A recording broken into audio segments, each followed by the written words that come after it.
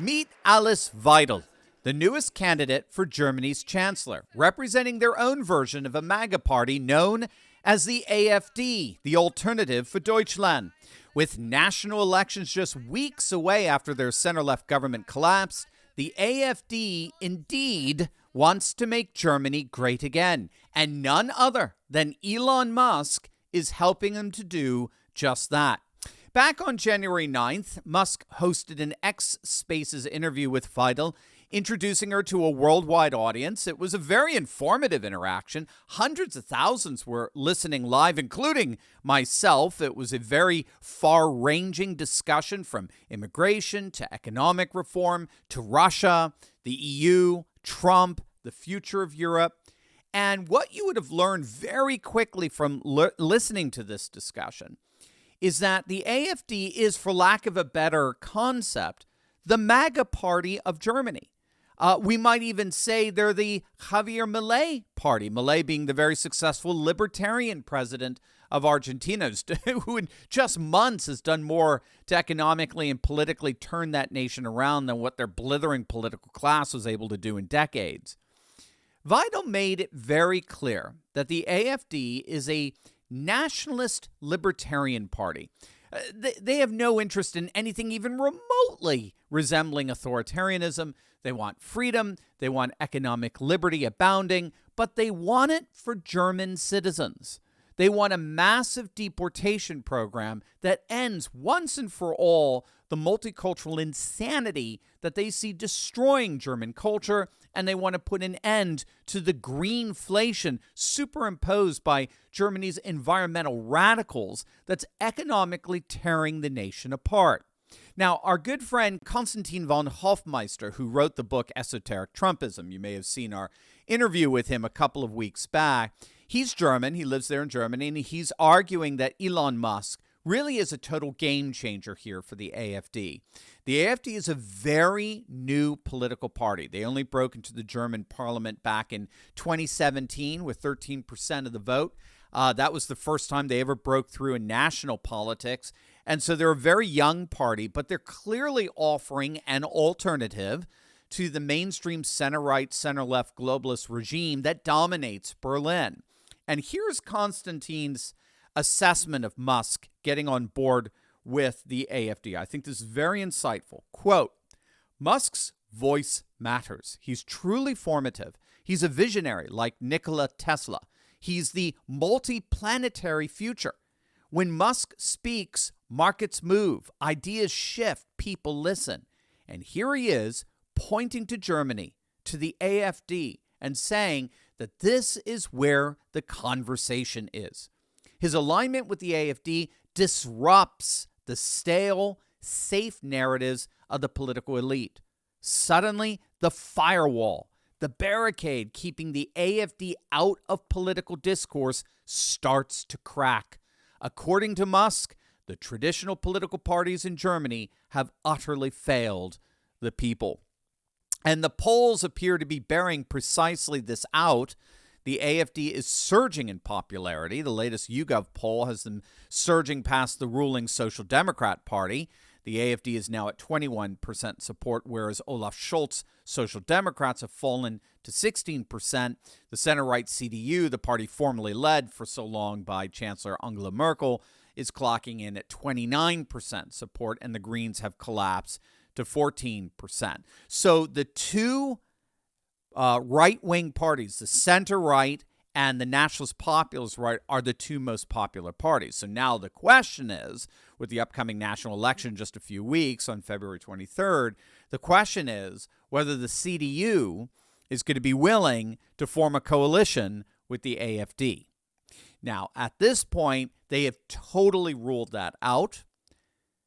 The problem for the establishment parties, however, is that the AfD continues to climb in popularity. Elon Musk's support is only going to ensure that will continue. And they continue to score one electoral victory after another, particularly in eastern Germany, most recently in Thuringia, where the AfD has long been the number one most popular party in the region. And if what we're seeing happening in neighboring Austria is any indicator, The days of a Nationalist Populist alliance in Germany really are not that far behind. Wait until you see this. But first, gang, let me ask you, what do you think you could do if you had the same insider trading information that Nancy Pelosi has? Right? You know exactly what I'm talking about. Politicians like Pelosi have had access to insider trading secrets for decades now. They know exactly what stocks to buy and when to buy them. But guess what? You and I actually have access to the very same information. Thanks to a little-known SEC database, we can see what and when corporate CEOs are buying up in real time, and then we get to piggyback on their trades to gain the same advantage for ourselves.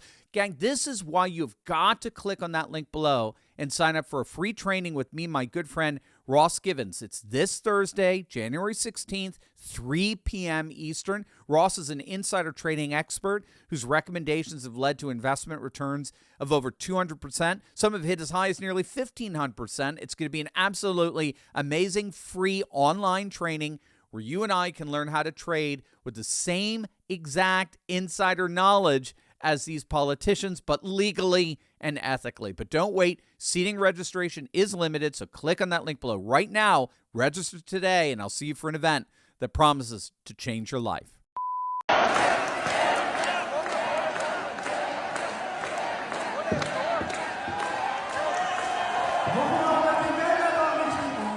The Austrian Freedom Party, they are their own version of another MAGA party. They are poised for the first time ever to assume leadership over the Austrian government. Now, back in September, Austrians went to the polls and gave the Austrian Freedom Party their first ever national win, beating both the center-right and center-left mainstream parties. But given Europe's allergic reaction to the Nationalist Populist parties, the minority parties, all the ones that lost, if you can believe it, they all garnered together to try to form a government coalition in order to freeze out the Nationalist Populists from taking over power, even though more voters voted for the Nationalist Populists than any other party. So much for democracy, I guess, right? Well, the Austrian Freedom Party, like the AfD, have been unanimously denounced by the legacy media's far-right, radical right, simply because they want to enforce and defend their national sovereignty. So the center-right, center-left, some fringe left-wing parties, which are always, by the way, you'll notice they're always just fine as far as the European establishment media is concerned. They love the left. You can never be too far left as far as the European media is concerned. Well, they all tried to form a governing coalition over the last couple of months, and alas, it was not to be. So some days back, the coalition talks collapsed among those minority parties, and that has now officially positioned the Austrian Freedom Party to form their own government, which it looks like they'll do, coalitioning with the center-right Austrian People's Party. They've been in coalitions a couple of times before, but never with the Austrian Freedom Party leading. That all now is changing. So what we're seeing here in Austria is the emergence of yet another nationalist populist coalition where the so-called far right is coalitioning together with the center right that had hitherto promised never, ever, ever to coalition with the far right. It was it's just basically part of the deal that all the center right, center left parties make with the bullies in Brussels to agree to freeze out their MAGA wing, their nationalist populist wing, ever from coming to power. Well, that's all collapsing.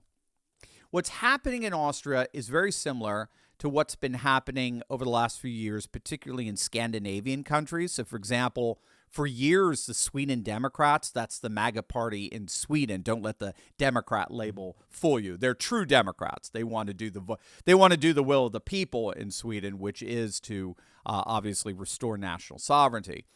But for years, they were treated as political lepers. No one on the center-right wanted anything to do with the Sweden Democrats for the same reason never-Trumpers, right, the Cheneyites, the Mitt Romneys never wanted anything to do with Trump and the MAGA movement. But as the polls continued to rise for the Sweden Democrats, becoming the number 2 party in the nation, the center-right parties in Sweden reluctantly realized, unless we coalition with these guys, we're never going to be in the majority again. So they agreed to begin working with the Sweden Democrats in what is now effectively a nationalist right coalition in what has historically been the most liberal country in all of Europe, Sweden. That merger of the so-called far right with the more center right is now happening all over Europe. It's happening in Finland. It happened most recently in the Netherlands with Geert Wilders and the Dutch Freedom Party. It's happened in Italy with the rise of Giorgia Meloni. And, of course, Viktor Orban in Hungary. And now in Austria. And it looks like inevitably it will happen in Germany. The question is not a matter of if, it's only a matter of when. And when that happens, gang, that's it. That's it. If France goes Nationalist Populist right with Marine Le Pen and National Rally in the next election, which it looks like it will, if the Tories collapse in the UK and they get replaced with Nigel Farage's Reform Party, and if Germany finally embraces the AfD, largely because of the backing of Elon Musk, I mean, that's it. France, Britain, Germany, that's it, gang. Europe's forever changed. It's over. The era of liberal globalism in in Europe will finally be over. And a new era of civilizationalist populism promises to reign for generations to come. Many people have told me that God spared my life for a reason. This will truly be the